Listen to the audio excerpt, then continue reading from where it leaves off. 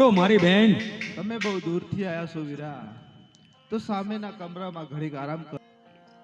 અરે સાસુમાં, હું તમને કહેતી હતી